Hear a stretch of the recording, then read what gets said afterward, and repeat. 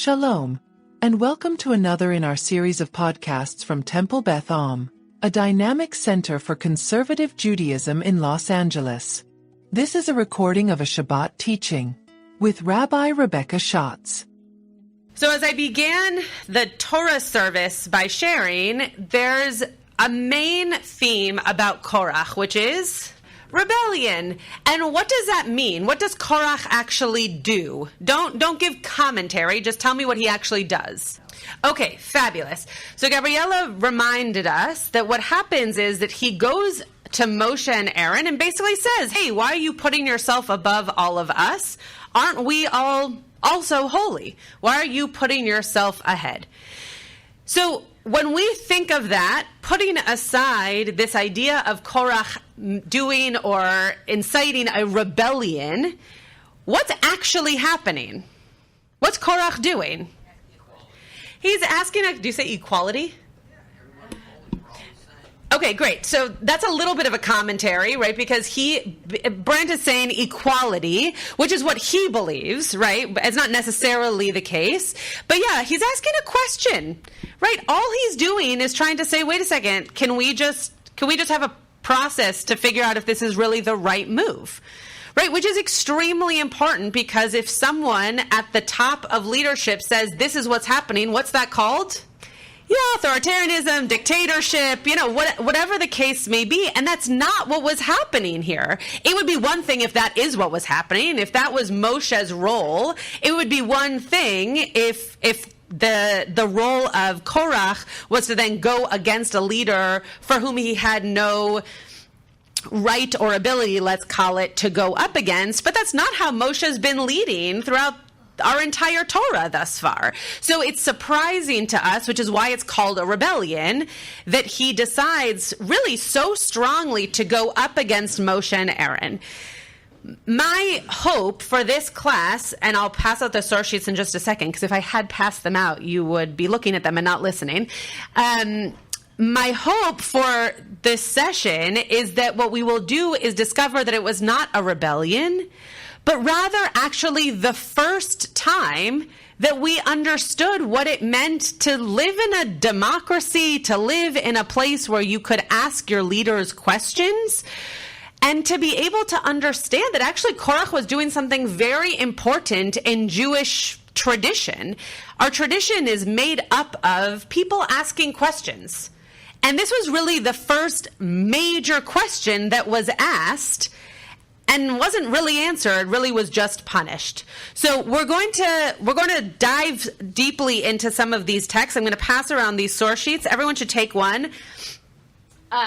In true Rabbi Schatz form, I forgot page numbers. So we're going to start on the page that has Bamidbar at the top and not the Mishnah.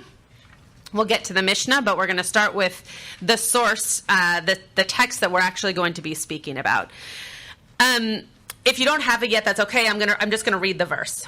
Vayikahalu al Moshe ve'al Aharon. And they congregationalized themselves. That's not a word. But they congregated against or on Moshe and Aaron. So just from those few words, what seems to be the connotation here? Negative. A popular what?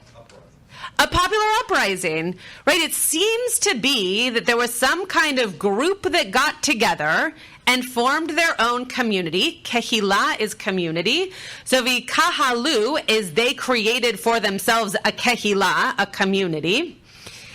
Again, there's no real English word for that other than all the words that I just shared. And then al Moshe is really on Moshe, which we also wouldn't say in English, like they formed a rebellion on Rabbi Schatz. That's not, that you wouldn't use that kind of phraseology in English. You would say against or in front of or because of.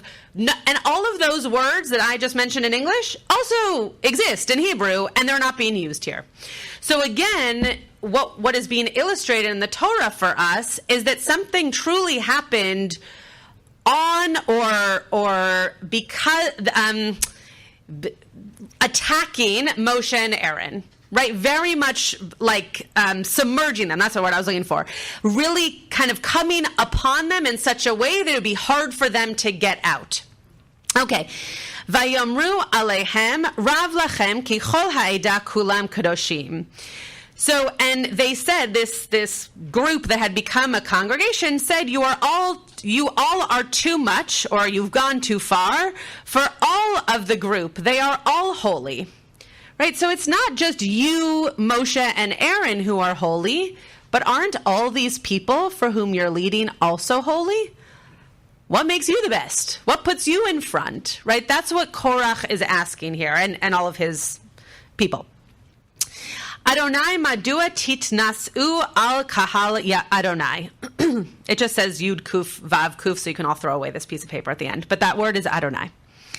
And amidst them is Adonai, right? Amidst this group of people that is holy, and literally within them, uvetocham, and inside them is God. And why then do you raise yourselves up against or on Adonai's congregation? And Moshe heard this, and he fell on his face. Another conversation for another time is, what does it mean that he fell on his face? Often in the Torah, we think that this means that he prayed.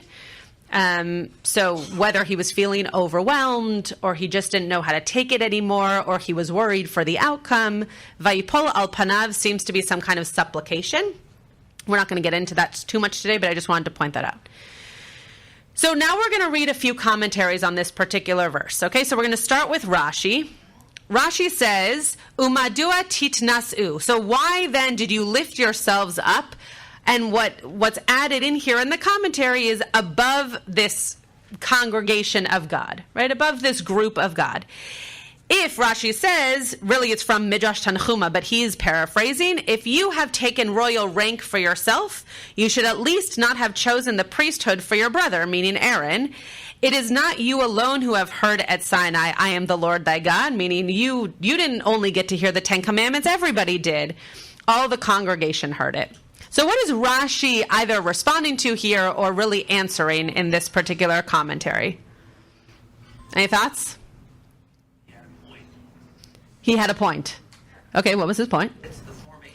Okay, so Brandt is claiming, great. Brandt is claiming that, I was saying great and Brandt at the same time. The idea here is that a people is being formed, and in order to form a people, you have to be able to appoint certain people to do certain things. So Brandt says Rashi has a point. Moshe did do what is being asked of him. He didn't just say, I'm going to be in charge. He appointed Aaron to be the Kohen, to be the high priest, which is necessary when a people is being formed. Any other thoughts on what Rashi is saying here? Yeah, Seth.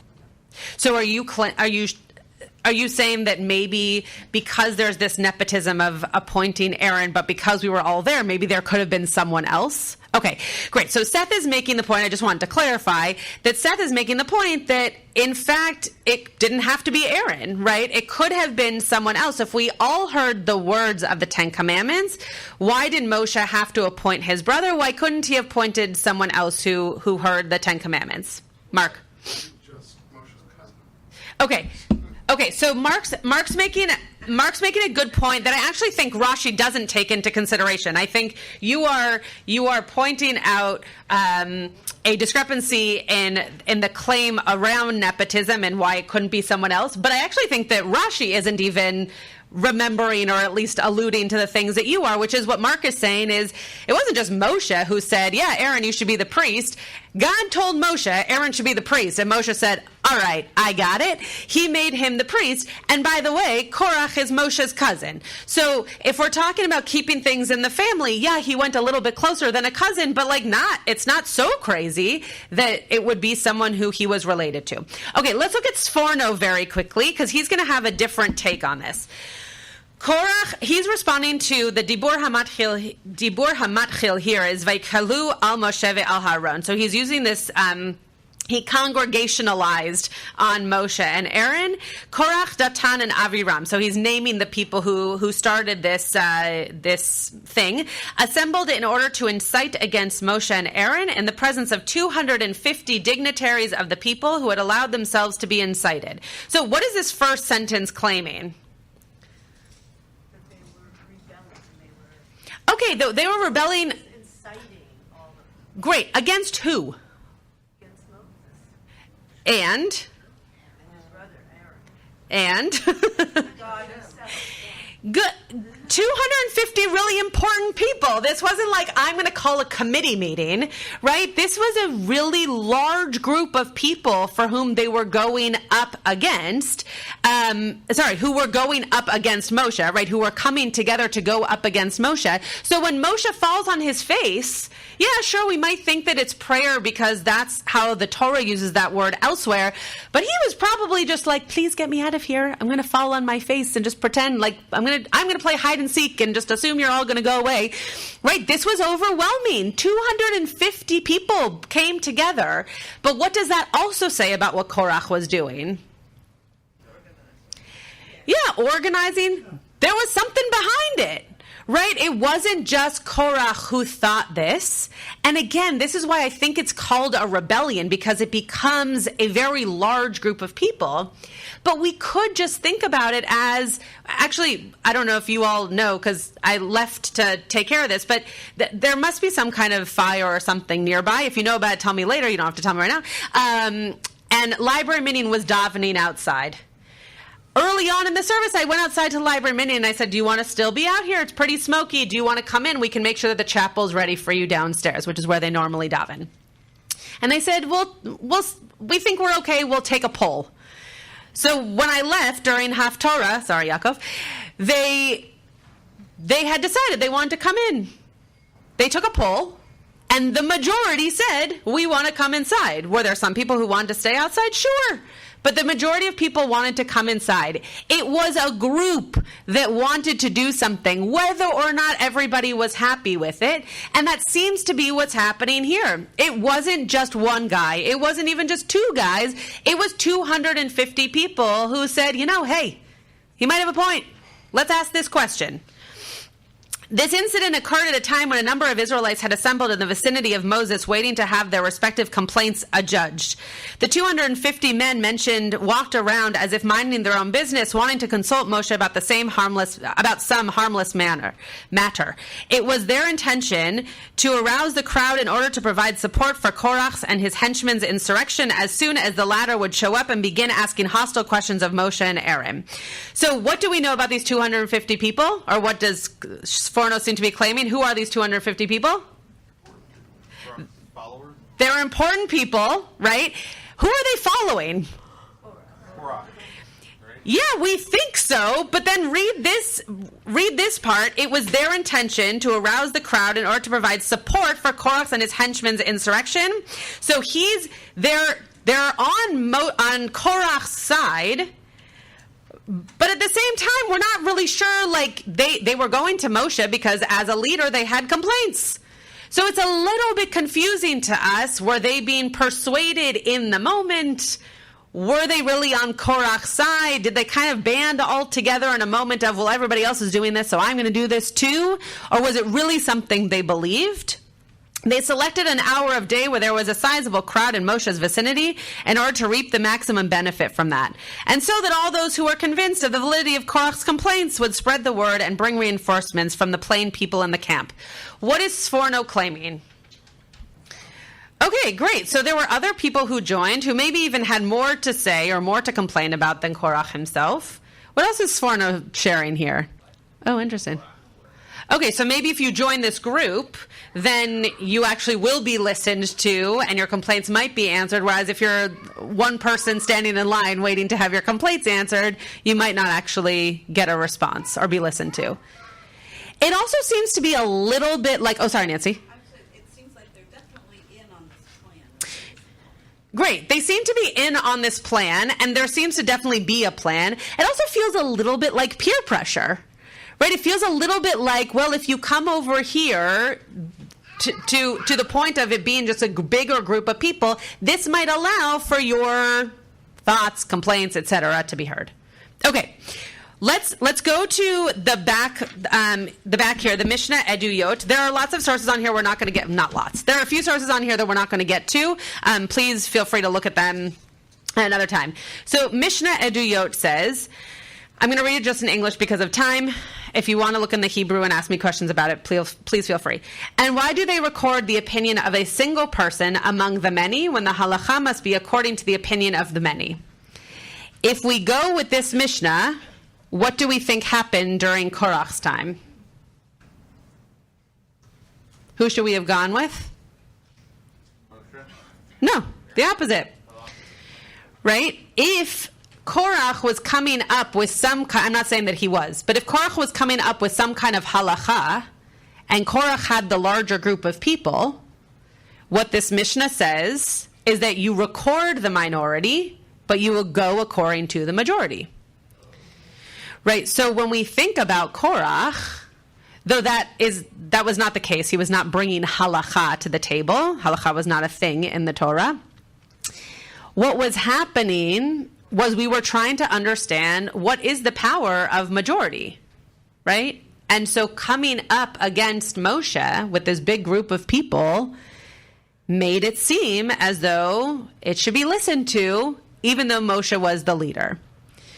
The Mishnah goes on to say, so that if a court prefers the opinion of the single person, it may depend on him. For no court may set aside the decision of another court unless it is greater than it in wisdom and in number. If it was greater than it in wisdom but not in number but not in wisdom, it may not set aside its decision unless it is greater than it in wisdom and in number. So I'm not going to get into the construction of the Mishnah and why it was written the way it was written, to kind of sound like a math problem almost. But when you think about what the Mishnah is getting at, it's basically saying, sure, majority rules is important, but also if there's no wisdom behind the majority, then it can't win, because there's no wisdom in that. And if you read the Talmud, you actually get to see both sides. And there are times, there are very few, there are times when the minority does win because it is the better opinion or the better idea. When you look in a book of halacha, when you look in the Shulchan Aruch, there is both the Ashkenazi writings and the Sephardic writings. Why? Not because one is better than the other, but because it's important to know both. Most people are not both. In fact, no person is both. Some families have both, but you don't go by both opinions, but it is important to know both opinions. And that's what the Mishnah is claiming. We're going to read two more things. One ancient, also from the Mishnah, and one more modern. Pirkei Avot. This we actually will get to in Daily Minyan, so come to Daily Minyan. Every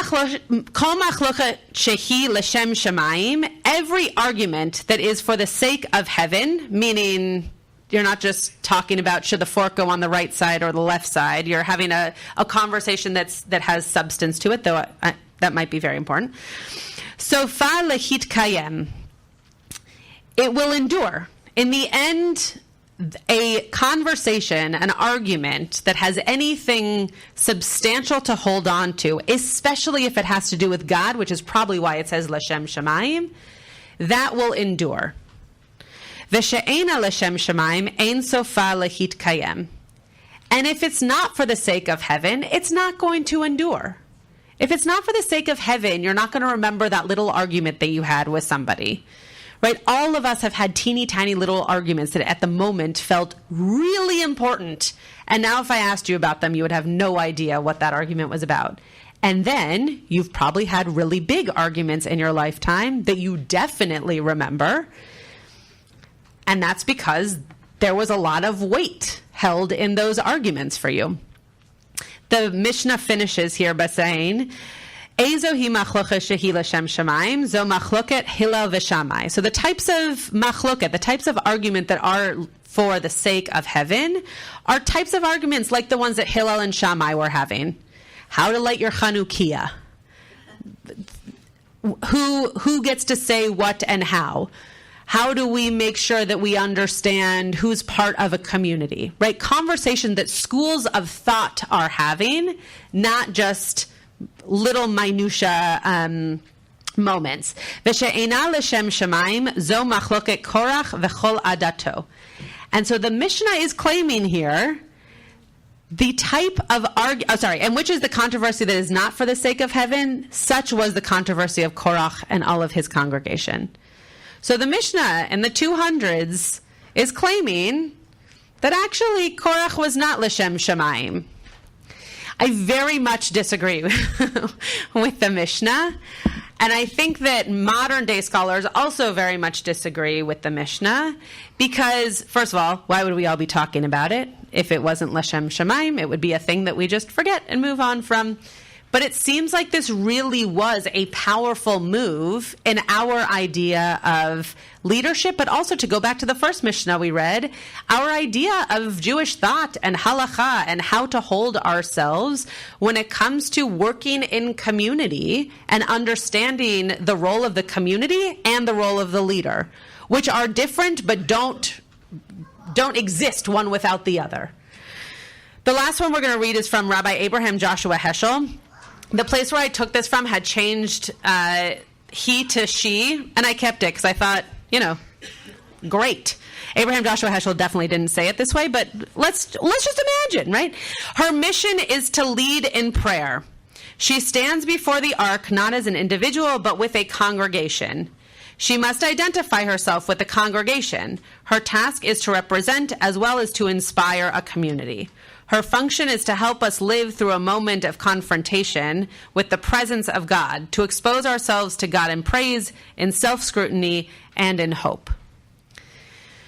So what I hope we're taking from Parshat Korach, especially with this last piece in mind, is that the story of Korach could never exist if that community was not created, and or if there wasn't a person like Korach who decided to stand up.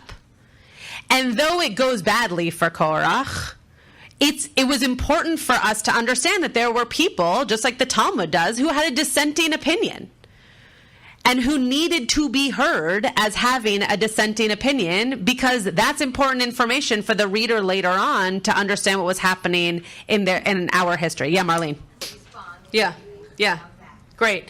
So Marlene's pointed out a very important point, which is the response from Moshe doesn't make it easy for us to feel like Moshe had a reason, that Korach did not have a reason for doing this. Moshe could have stood up and said, wait a second, I was told to do a lot of this by God. I was appointed a leader for such and such a reason. I've been asking questions and I've been told to do X, Y, and Z. And instead he falls on his face. Now, again, it could have been that he fell on his face to pray to God because he didn't know what was going on, or he was overwhelmed. And so maybe Korach saw that as an opportunity to say, right, maybe we just need someone else to be helping us through this, who can help us in a time where it seems like you might be too overwhelmed. Mark. Right. Mark's reminding us, I'm not going to replay all the different examples he gave, but there are many examples where the people go up against Moshe and they say, hey, why'd you make us do this? Why'd you take us out of Egypt? Why are we starving? Where's the water? Right? There's lots of complaining. It's in our DNA. But this is not the first time. It is the first time it says Vayikahalu, which I believe is why then we get this word rebellion, right? This idea of like banding together against rather than sharing complaints, right? And so Mark is completely correct. And also there seems to be some kind of shift here, which is probably why he then goes on to strike a rock and be so angry that he gets punished. But thank you for bringing that. Okay, 2 more points, and then I'm going to hand it over to Cantor Charney. Harris. Yeah, great. So Harris asked the question that we're all wondering: why is his punishment so awful? Is this a story about process? I think it's both a story about process and also a story actually about fear, right? A story about if people go up against someone who has power, what's going to happen, right? And what does that mean? Does it mean that Korach was stupid, or does it mean that Korach was really brave? Does it mean that Moshe shouldn't have been in leadership, or that Moshe should have gone through a better process of assuming leadership so that moments like this meant that he actually could listen and respond?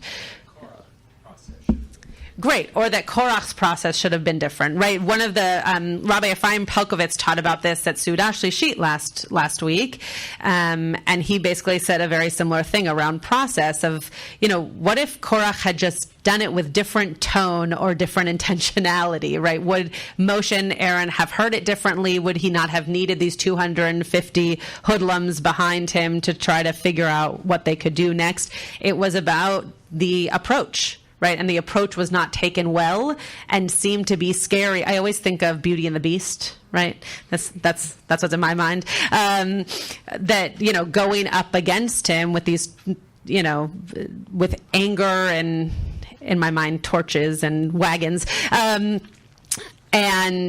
that probably wasn't the best way to do it. Had he done it a different way, it might have been different, and maybe he wouldn't have been punished. Maybe it would have been a conversation. Okay, Gabrielle, last word. Yeah, so I think that the most important part about Parashat Korach is that we all take it away hearing, I think, what we need to hear, right? The idea that potentially it was about process, potentially it was about democracy, potentially it was about what is my role in community? Am I the leader? Am I the community member? Am I the one who stands up and sticks out and says something? I think that what we are learning from Korach and from the commentators who speak to Korach is that we see something like this and we feel uncomfortable because we aren't actually sure where we would be. Would we be with Korach? Would we try to side with Moshe? Would we try to figure out what it is in terms of the approach of how we could go to a leader and say, nah, I think we can do this differently? Would you try to collaborate with the leader and say, you know what, why don't we do this together and let's see if we can come up with something? But I hope that what we're taking away from Korach is that it doesn't seem like anybody did anything inherently wrong, but that rather the way in which people chose to behave or people chose to speak or people chose to come together then became a way that others were having a hard time engaging. And so I hope we can all think of the ways in which we engage with those who we are around all the time in community and with our leaders, and to be sure that we are learning from this how to do it in the best way for all of us to move forward. You've been listening to another in our series of podcasts from Temple Beth Am, a dynamic center for conservative Judaism in Los Angeles. If you enjoy these podcasts, we invite you to write a review on the Apple Podcast website or wherever you get your podcasts. For more information on Temple Beth Am, Los Angeles, please visit www.tbala.org.